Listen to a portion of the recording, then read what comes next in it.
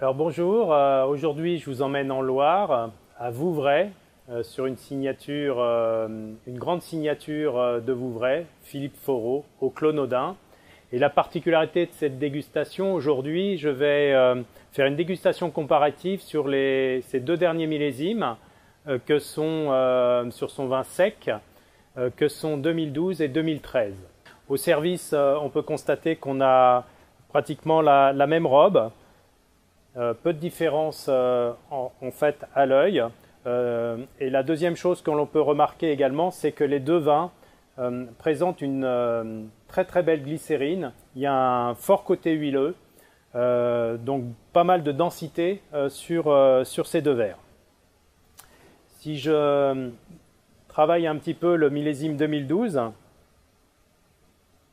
nous sommes sur un joli vin, sur une belle expression.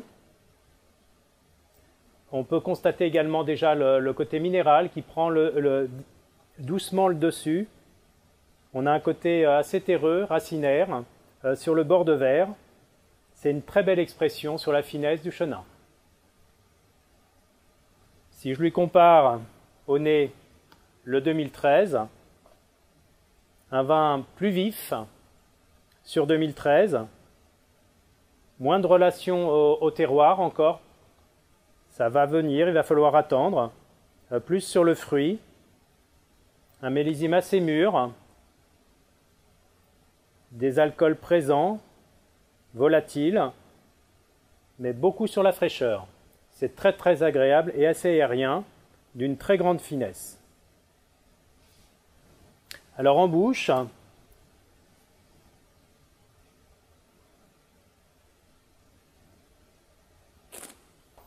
ce millésime 2012 est très intéressant.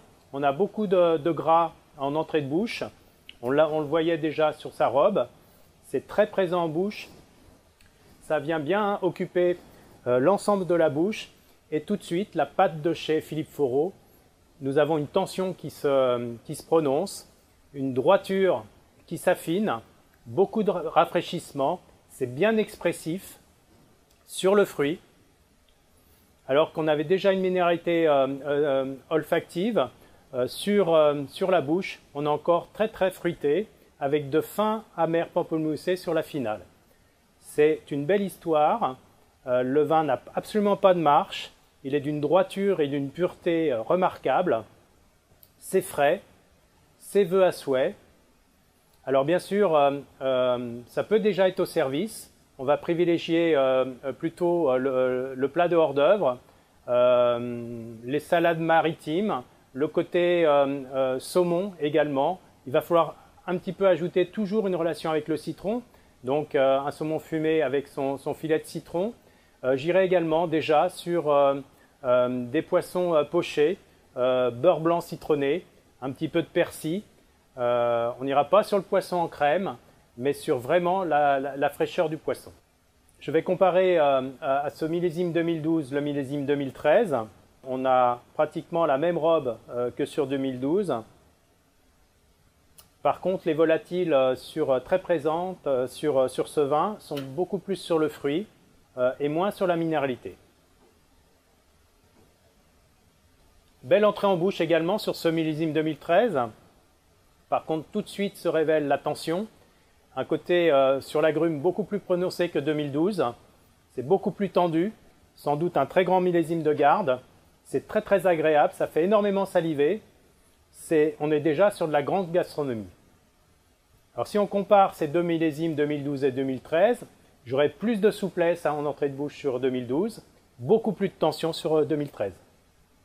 Alors les personnes qui aiment bien les vins tendus iront plutôt sur 2013 pour le côté un petit peu plus rondeur, plus gourmand. 2012 conviendra à ceux qui préfèrent. Sans doute un plus beau potentiel de garde sur 2013. Un petit peu attendre pour moi que les secondaires se révèlent. Aujourd'hui, la minéralité n'est pas présente. Ce que j'aime bien aller chercher sur un chenin, c'est également ces secondaires sur la minéralité. Mais sans doute un très très grand millésime vu le fruité de ce vin et son équilibre. Alors on sera bien sûr sur les mêmes accords que 2012 avec un petit peu plus de tension.